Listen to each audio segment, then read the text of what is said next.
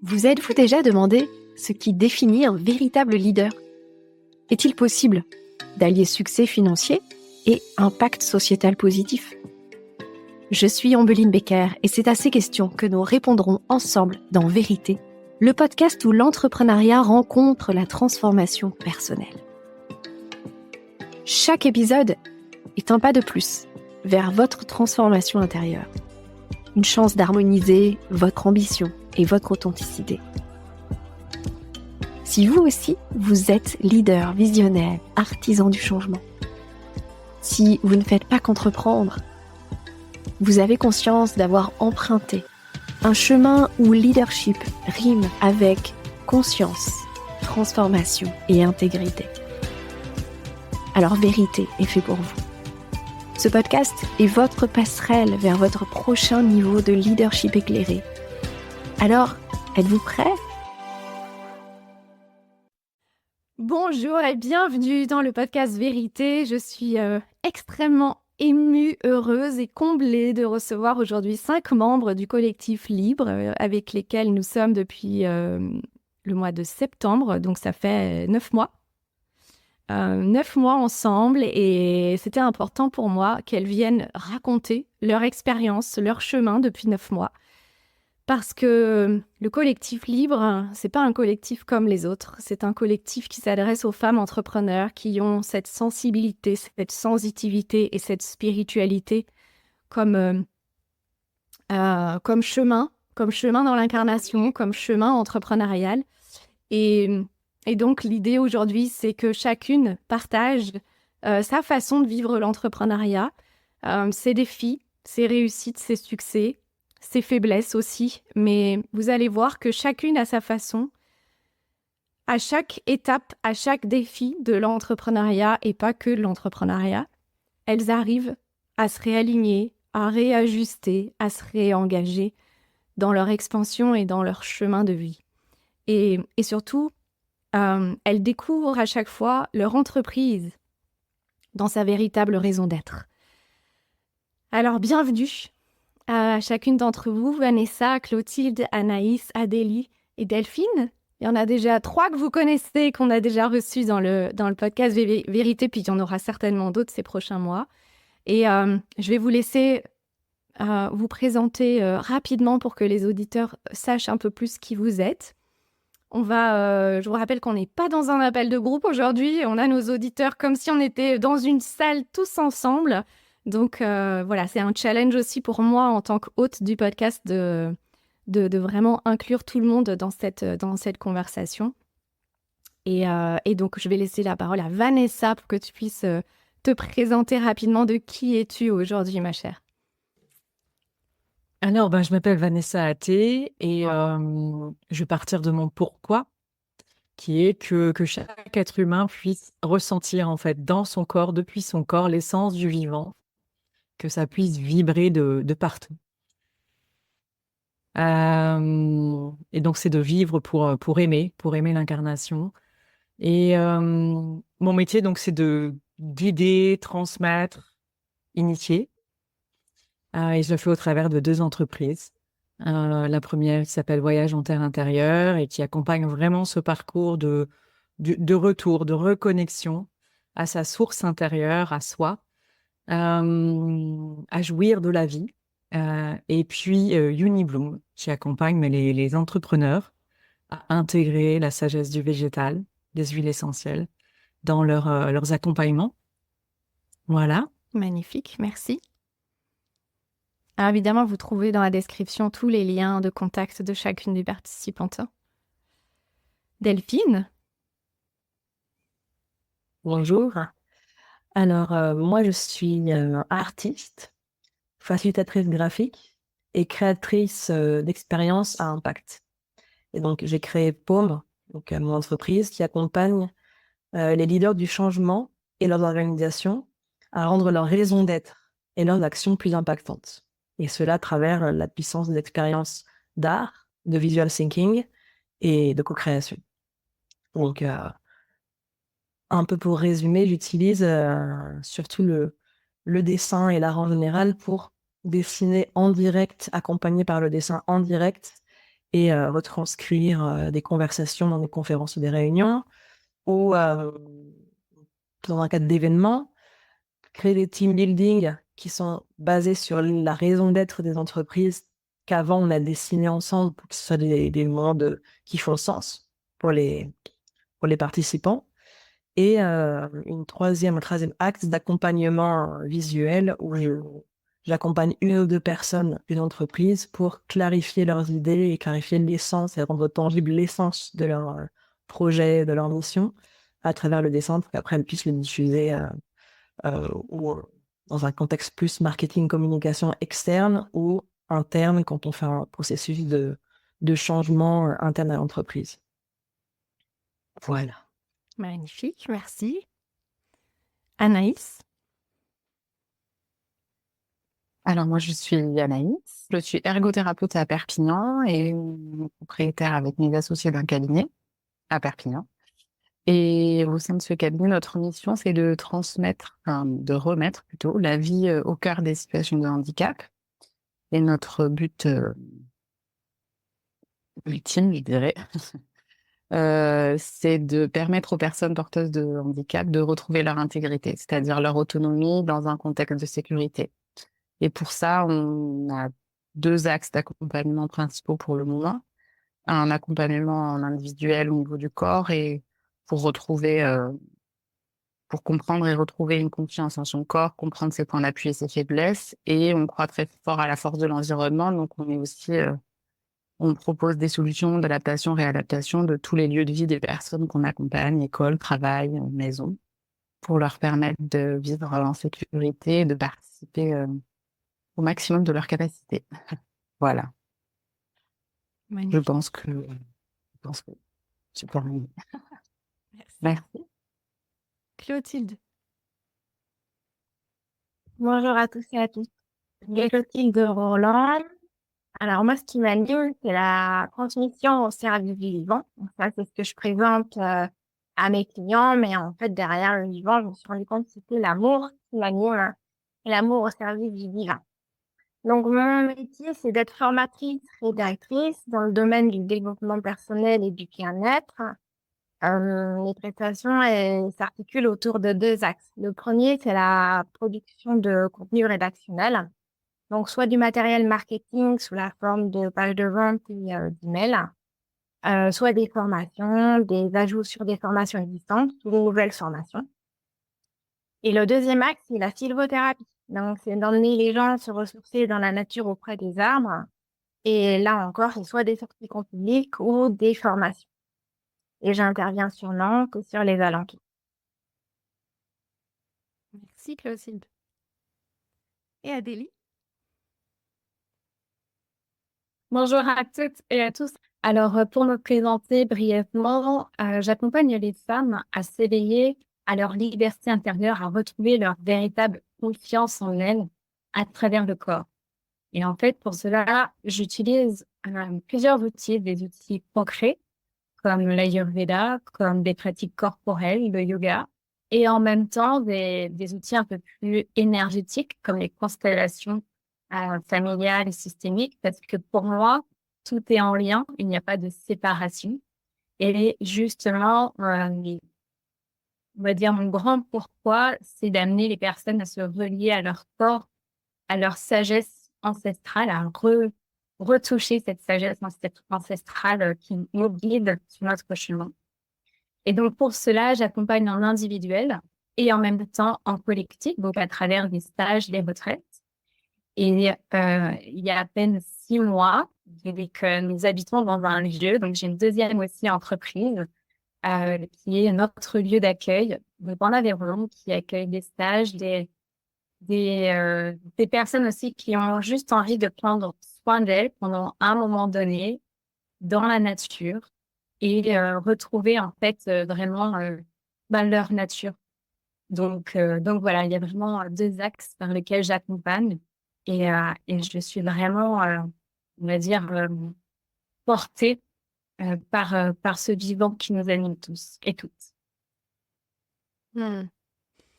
Et puis, c'est pas anodin que je termine par toi cette présentation, n'est-ce pas? Puisque on a vraiment le grand bonheur de venir sur ton lieu pour notre dernier séminaire là dans une semaine à peu près. Selon le moment où vous écoutez le podcast, c'est encore temps de faire partie de nos 3 invités spéciales. Si vous sentez que ce collectif peut être l'espace dont vous avez besoin à partir du mois de septembre et que vous avez envie de rencontrer les membres du collectif, on est 10 cette année. Donc voilà, ça serait avec joie de vous accueillir. Il y a déjà une personne, au moment où on vous parle, il y a déjà une personne qui a pris sa place. Et donc, on ouvre encore l'espace à 2 autres personnes. L'idée, c'est pas de vivre totalement le séminaire, parce qu'on a aussi besoin, nous, de nos moments dans notre bulle, dans notre cocon, selon les derniers mois aussi qu'on a passé ensemble. Mais c'est que vous ayez des moments où vous puissiez être avec nous, et puis aussi des moments où vous soyez dans votre bulle à vous pour faire le point, pour prendre de la hauteur, et puis pour vous laisser soutenir aussi par le lieu d'Adélie. Voilà, vous avez les informations dans la description de l'épisode pour ça. Alors aujourd'hui, merci à chacune de vous être présentée. D'ailleurs, bravo pour vos présentations, c'était juste parfait. Et on aurait dû d'ailleurs faire une présentation genre au mois de septembre l'année dernière pour voir l'évolution aussi, ça serait intéressant. J'aimerais qu'on commence par... Alors, on va aborder à peu près 5 thèmes pour nos auditeurs. Je vais un petit peu introduire. On va aborder 5 thèmes dans cette série. On va parler des défis et des dissonances de l'entrepreneuriat. On va parler de l'accompagnement, des groupes de coaching, des accompagnements d'entrepreneurs. On va parler du chemin initiatique de l'entrepreneuriat. On va parler de la relation avec notre entreprise. Et on va parler de comment on intègre et surtout pourquoi on intègre la spiritualité dans notre posture d'entrepreneur et de dirigeante. Alors, pour commencer, j'aimerais, alors même si évidemment, voilà, sur chacun de ces thèmes, on pourrait à peu près passer 2 heures à discuter. Donc, l'idée, c'est vraiment aussi d'aller à l'essentiel pour nos auditeurs et nos auditrices. Et donc, j'aimerais que chacune d'entre vous, vous puissiez partager peut-être un défi que vous viviez avant de rejoindre le collectif, c'est-à-dire l'été dernier. Quel entrepreneur vous étiez en fait? Qu'est-ce qui vous obsédait? Qu'est-ce qui était difficile pour vous? Ou quelle était votre obsession? Quelle était votre priorité à ce moment-là? Est-ce que vous vous rappelez de qui vous étiez il y a 1 an? Et qu'est-ce que vous auriez envie de partager de ce moment-là? La première qui est prête, elle peut y aller.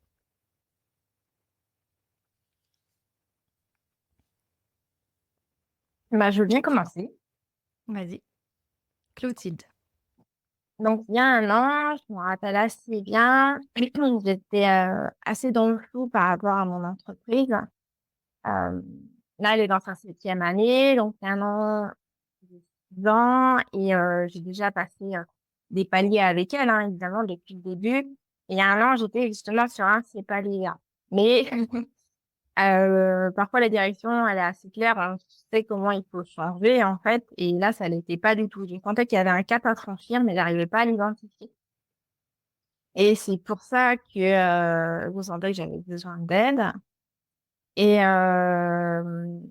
moi qui suis plutôt de nature introvertie, là, j'avais pas envie de le faire toute seule dans mon coin. D'où l'idée de rejoindre le collectif aussi, parce que c'est soutenant de travailler en groupe. Ça, j'en suis déjà rendu compte dans mon propre travail en sylvothérapie. Voilà, on s'aide les uns les autres, c'est toujours de beaux résultats. Et là, c'est quelque chose dont vraiment je ressentais ça, en fait. Ce flou, l'impression d'être sur un palier, mais pas savoir comment m'orienter, quelle décision prendre. Ok. Et si même il y avait une décision à prendre, d'ailleurs. Alors, et cette décision, c'était quoi en fait? Tu pensais devoir prendre quel type de décision? Je pensais devoir être dans l'action par rapport à ma façon de travailler, soit me repositionner sur mes clients, soit sur le domaine, ou devoir cibler davantage. Et en fait, là, avec le recul, je me rends compte que c'était pas tellement le faire que j'avais besoin de travailler, c'était l'être, en fait. C'était mon travail moi-même intérieur et on l'a vu dans l'année, on va reparler là pendant le podcast, mais c'est effectivement ce qui s'est passé, c'est ce travail intérieur qui a déclenché des actions et des choses matérielles concrètes, mais c'était pas à moi de poser des actes extérieurs d'abord. Hmm. Yes, merci Clotilde. Alors, qui d'autre a envie de partager? Qui elle était il y a 1 an? Quels étaient vos défis, vos obsessions? Moi, je peux, si tu veux. Oui, vas-y Anaïs. Alors, moi, je pense que là où j'en étais il y a 1 an, j'étais bloquée par la peur de passer de ma fonction de thérapeute à ma fonction. Oui. À, ouais, ma casquette de thérapeute à une casquette d'entrepreneur, même si ça m'appelait vraiment.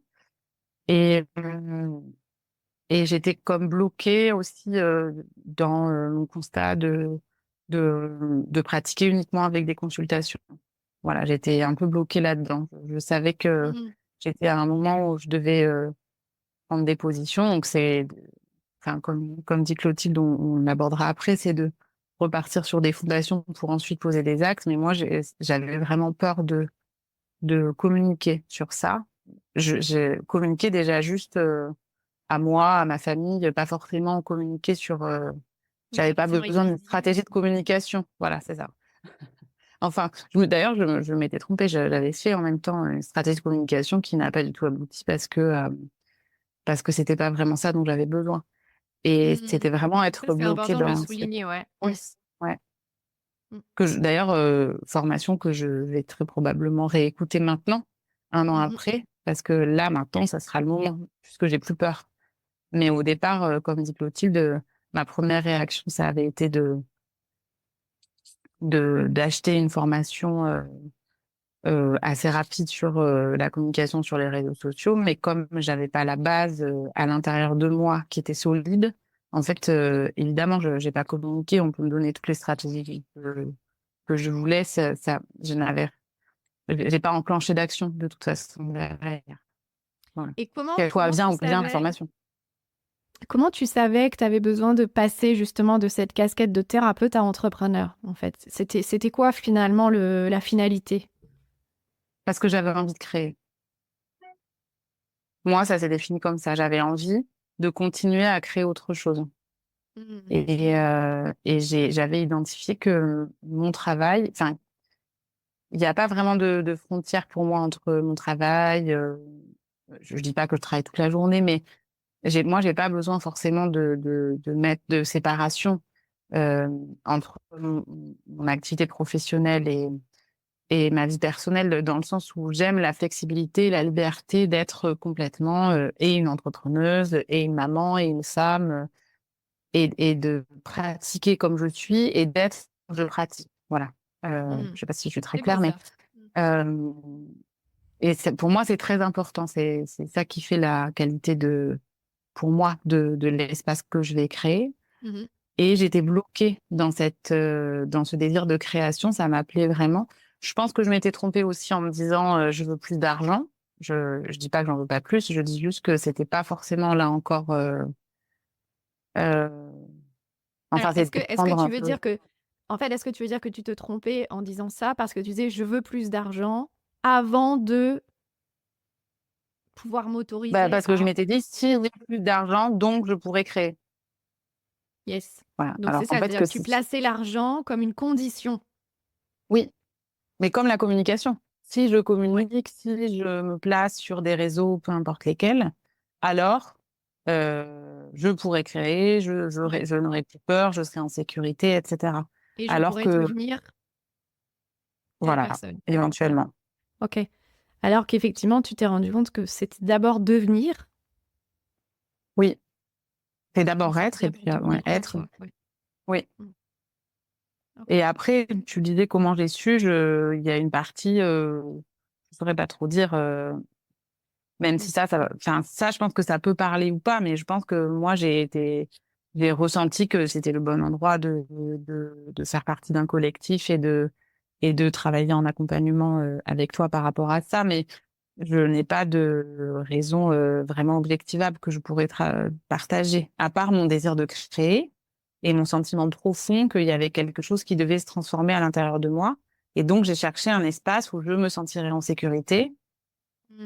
Et j'ai cherché une personne qui m'appelait sur le plan de la sécurité intérieure, quoi. Voilà. J'ai donné la priorité à, oui, la sécurité. Moi, j'avais vraiment besoin d'un espace de sécurité. C'est ça qui m'a appelée quand même aussi.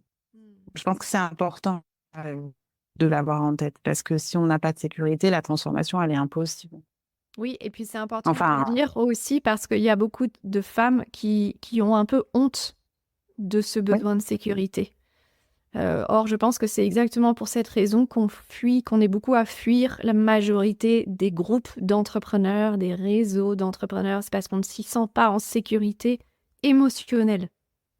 oui, bien sûr. Merci voilà pour beaucoup, ma part. Vanessa. Merci. Alors ensuite, qui veut continuer à partager sur ses défis il y a 1 an? Moi, je veux bien. Oui, Vanessa. Vas-y. Vanessa. Donc, oui, parce que moi, je ne recherchais absolument pas un collectif, justement. C'est ça qui est intéressant. Tu as été la première à t'inscrire, ça, en plus. Ouais, alors que je n'étais absolument pas en recherche d'un espace collectif. Moi, je te suivais je recevais Ambeline, ta newsletter, et vraiment, j'avais envie d'être accompagnée par toi, de rejoindre un des accompagnements. Donc, c'est venu comme ça. Et puis, au moment où j'ai regardé, j'ai vu donc ce lancement, en fait, de cet espace collectif. Et donc, je suis allée voir. Et l'ensemble m'a appelée, en fait. Moi, à ce moment-là, j'avais besoin de clarté. Je me disais que ce serait bien d'être accompagnée parce qu'avec les 2 activités, j'avais très peu de temps pour moi. Et avec du recul, j'étais en train de me perdre dans tout ça, en fait.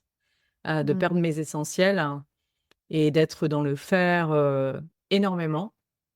Et j'avais l'impression d'être seule et que c'était lourd, en fait. Ça devenait lourd. Et je me souviens que quand on a échangé toutes les deux, tu m'as posé 2 questions sur justement, je crois que tu m'as demandé, celle qui m'a fait vraiment bugger, c'était, oui, qu'est-ce que tu as envie d'apporter en fait au groupe et qu'est-ce que tu as envie de recevoir? Et là, j'ai complètement buggé sur les 2 questions. Je me suis dit: qu'est-ce que je pourrais bien apporter à un groupe en fait? Alors que je guide des groupes, dans mon activité, mais là, un groupe d'entrepreneurs où vraiment je me disais: «Mais qu'est-ce que je vais bien pouvoir apporter?» Et surtout, oh mon Dieu, recevoir. Recevoir, ça me faisait peur, en fait. Et recevoir d'un groupe de femmes aussi. Oui. Et donc là, je me suis dit: «Bon, c'est bon, il faut que j'y aille, en fait». C'est le bon espace, c'est parfait. Donc, c'est le bug qui t'a montré que c'était vraiment le bon espace. Oui, j'étais tellement désarçonnée avec ces 2 questions. J'étais vraiment, ça m'a déjà fait faire un 360 et je me suis dit: «Bon, je crois que c'est bien. Il y a beaucoup de choses à explorer, à découvrir» et je me sentais en confiance. Et donc, c'était vraiment quelque chose d'important pour moi dans cette décision aussi. Merci, Vanessa. Alors, Delphine ou Adélie?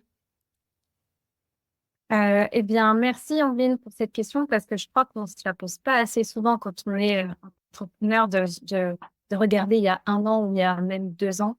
Parce que du coup, parfois, on peut vraiment avoir la tête dans le guidon.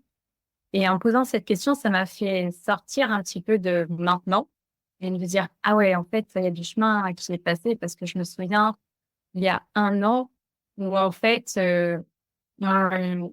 on va dire que mon défi était de mieux connaître, j'avais envie de mieux connaître mon entreprise. J'avais envie de mieux la servir aussi.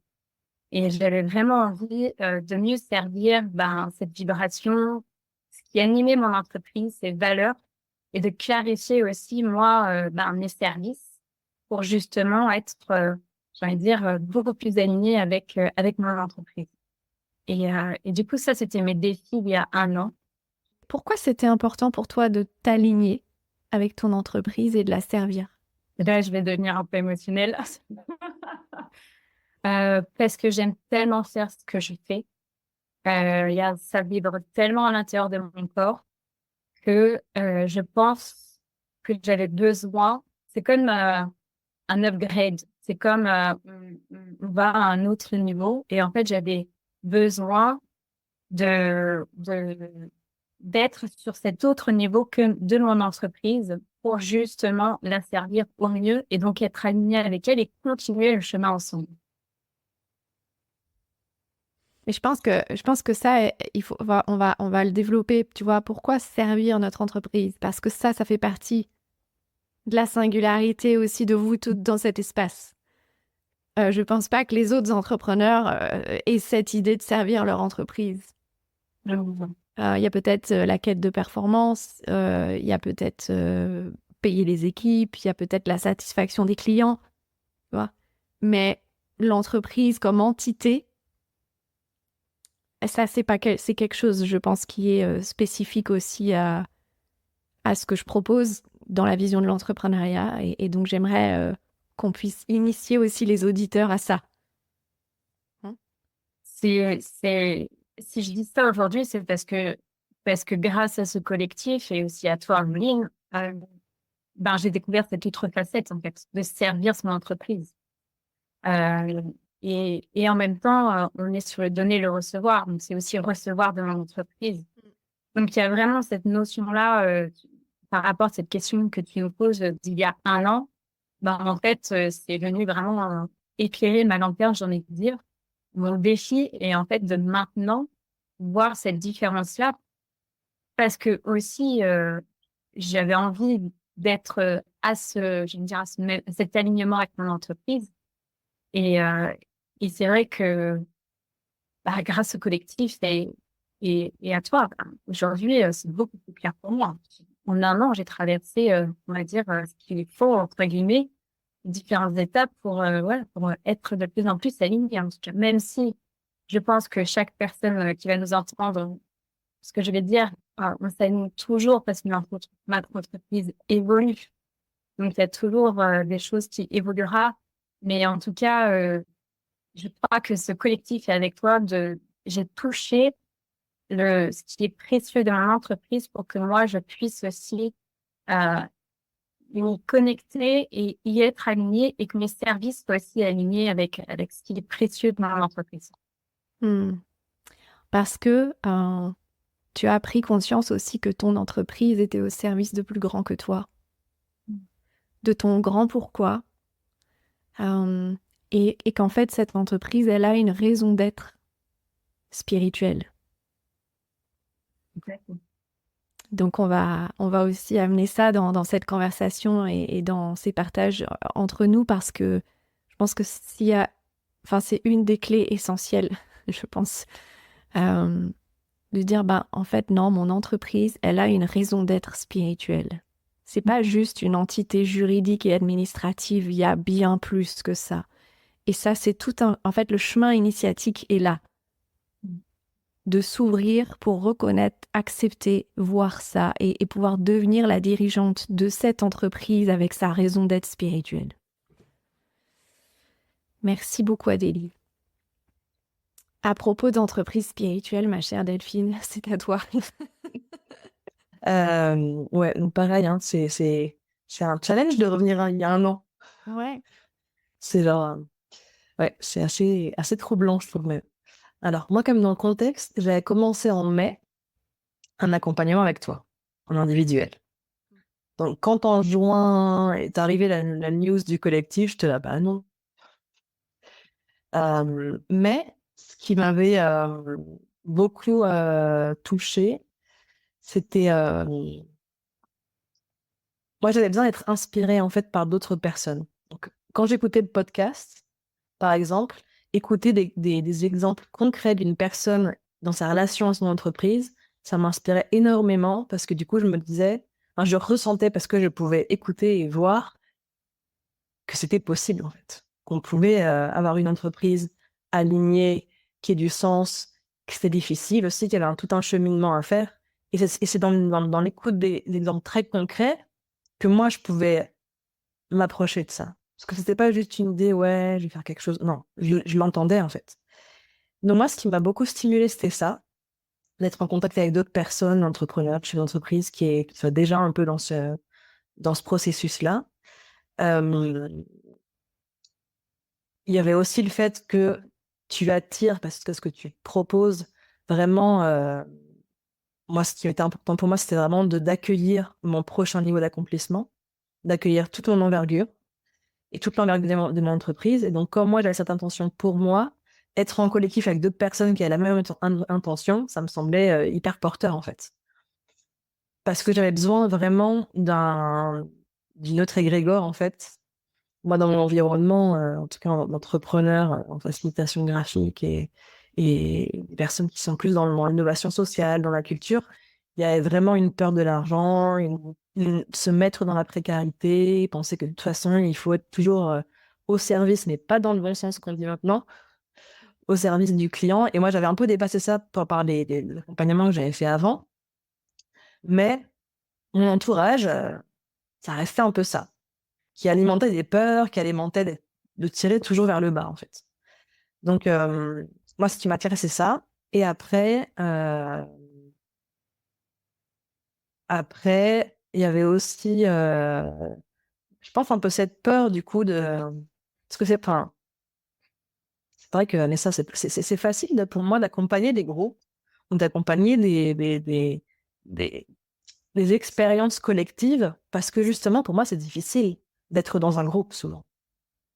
En fait, je le fais bien parce que c'est difficile pour moi et c'est pas naturel pour moi, souvent, d'être à l'aise dans un groupe, de développer tout mon talent, toute ma spontanéité dans un groupe. Donc ça, je le fais bien pour les autres. Parce que pour moi, je l'expérimentais comme une difficulté.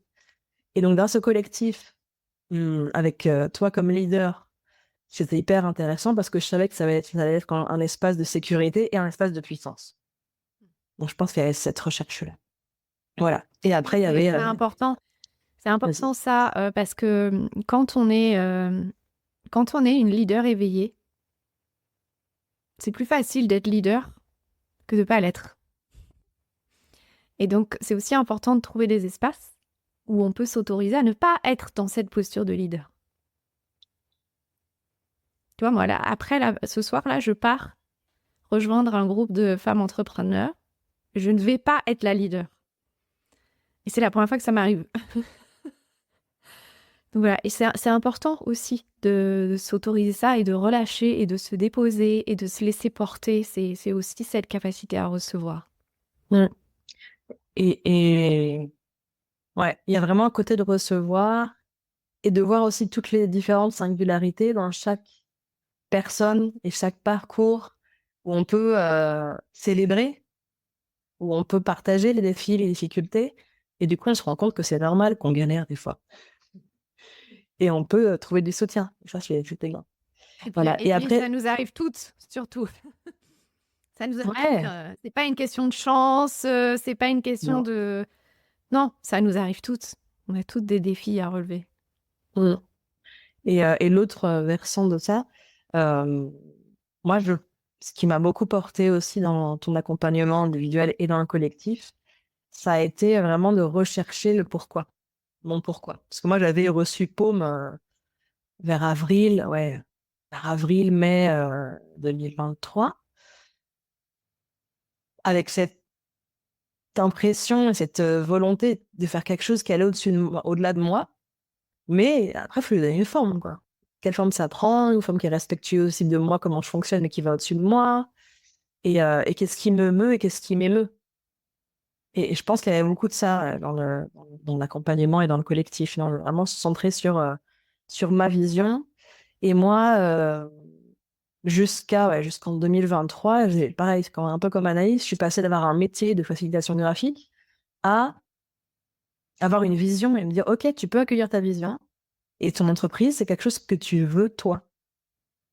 Et ça, c'est pas quelque chose qui est facile à tenir. De moi, je veux quelque chose, ou moi, je vois quelque chose et j'y vais. Je suis plus juste, je suis à votre service et je fais ce que vous me demandez, sinon que moi j'ai l'intention et comment je vais donner une forme dans la matière, dans le concret, à ça. Et comment je vais modeler. Donc, le faire ensemble, c'est quand même plus facile. Et puis, parce que ça demande aussi ça vient réactiver tout le syndrome d'imposteur aussi. Et ça demande vraiment un autre style de leadership. Ouais, et puis moi, pendant des années, je savais pas faire. En fait, j'étais très, très confortable. Ah, vous voulez quoi? Je comprends votre besoin, je design une expérience, on l'a fait, c'est génial, et m'en vais. C'était très facile. Mais tout d'un coup, dire, ah, qu'est-ce que je veux moi? Comment je design mon expérience et comment je la fais? Pour moi et pour mon Mais entreprise. attends, parce que oui, mais c'est toi, mais parce que tu avais, comme tu l'as dit tout à l'heure, reçu Paume. Oui, Et ça, quelque part, tu l'as pas vraiment choisi. ouais, c'est vrai. Ouais. Donc c'est après, alors, c'est une fois que tu as reçu comme moi, quand je partage dans les épisodes là sur ma transformation, quand je reçois, parce que j'utilise aussi recevoir nous, ça m'a mis 2 ans après. Entre le jour où je l'ai reçu en septembre 2022 et la mise en ligne du site Nous, qui était il y a 1 mois. Et donc, entre le moment où tu reçois finalement la vibration de ton entreprise, son nom, sa dimension, sa vision, etc., c'est après que tu deviens cette dirigeante. Et ça, c'est un chemin qui n'est pas très agréable. Non, et je trouve ça intéressant dans le collectif de voir ces changements d'identité de tout le monde, en fait, de l'entrepreneuse et l'entreprise. Comment on la vit toutes. Oui, Voilà. et puis la femme aussi, parce que évidemment, on a Et la maman. voilà, la maman, l'épouse, etc. On est toutes là dans le collectif. On est très, très nombreuses, en fait. C'est ça. Merci beaucoup, Delphine. C'était très riche, vos partages. Je pense que ça résume bien un petit peu toutes les situations qu'on peut rencontrer et aussi à différents cycles de l'entrepreneuriat. Merci d'avoir écouté cet épisode. Restez à l'écoute pour découvrir des perspectives révolutionnaires et des conseils pratiques qui transformeront votre approche du leadership et du succès. À très vite pour cette saison 2.